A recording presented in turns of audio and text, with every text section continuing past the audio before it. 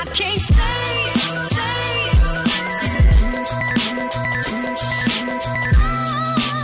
Hello, today I would like to talk about perception. The general topic is about human nature, and it all starts with perception. So let me give you a few examples and let me tell you about what this is and what it really means practically for us.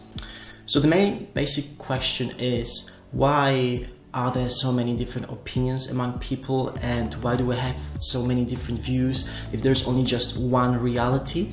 And the answer is perception. People have different perceptions, and that means they can view things from different perspectives, and that leads us to very different conclusions very often. So what is perception? Let's maybe break this down a bit.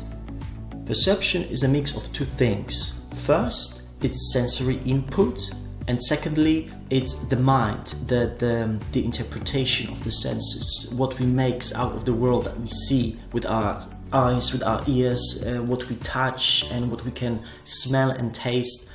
So on the one hand, we've got our senses, and on the other hand, we've got our mind, which makes the interpretation, which makes sense out of the outside stimuli. To understand human perception, it's best to compare it to an animal. So let's say a dog, the example of a dog. We have a person and we have a dog, and they both go outside and they look at a tree, and what they see is the same thing, a tree with leaves, branches, etc., the outer form. However, the difference starts in the mind. Human mind is different from an animal mind, from the dog's mind. A dog's mind is very simple, and it isn't wired enough to understand complex concepts. However, a human brain understands concepts. So when a man or a woman sees a tree, it's not just senses, the sensory information that we see, but it's also an inner thought, an inner concept of a tree. And that's the point where senses and our mind intermingle. And that's what we call perception. So we not only see things, we not only hear things and taste and smell and sense things, we also create concepts of those things in our minds, and that's why we also understand them. It's a two-sided thing. We've got the sensory input, sensory information on the one hand, and we have the interpretation by our reason, by our mind, by our intellect on the other hand. And those two combined is what creates human perception. Which brings me back to the question, why are there so many different views and opinions among people? Well, the answer is perception.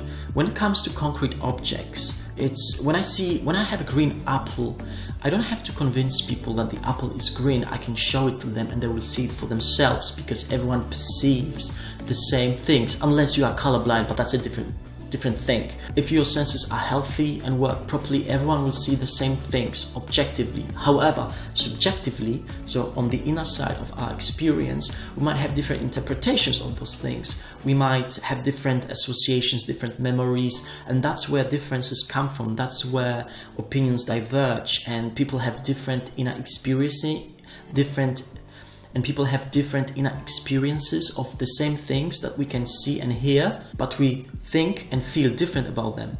And that's the difference. And this becomes very distinct in politics, in philosophy, in science, and even if you discuss relationships and your feelings and emotions to someone, because we're not talking about concrete objects. We are talking about very abstract things that are constructions of our mind. They are not really in an objective sense, they are really in a subjective sense, and the subjectivity varies from person to person. So yeah, there is something like objective truth, and there is something like many personal subjective truths. And those two things exist at the same time because we have different perceptions and we interpret things differently. And that's where there is a potential for conflicts, because we can't read people's minds and we can't feel people's feelings. We can't put our consciousness into someone else's head. So we have to rely on means of communication through language and body language. And those means of communications are never perfect. They never convey 100% of information. We only get the most crucial things, and often in a very distorted way, depending on how good a communicator a person is. So yeah, that's definitely a potential for misunderstandings and for misapprehension. And that's why people have many different views, because we see things from different perspectives, and we easily forget that many people having different opinions can still have right in their own context. So to understand truth objectively, it's very important to get as many genuine subjective views as possible, and then to combine them and create a synthesis so that all the perspectives that matter are considered, and then this procedure lets you realize what is crucial and true about a thing. So yeah, reality is complicated, and there are many aspects and sides to just one single thing. And many people can see many different aspects of the same thing, and they all might be correct. So it's very important to develop your mind in a way that you train yourself to handle the complexity of life, so that you can see many different views and consider many different opinions, and try to extract things that matter, that apply objectively to a topic, to a thing, to a person, to an object. So yeah, that's my input on perception. Have a think about that, and I'll talk about more important, complicated topics very soon. Stay tuned.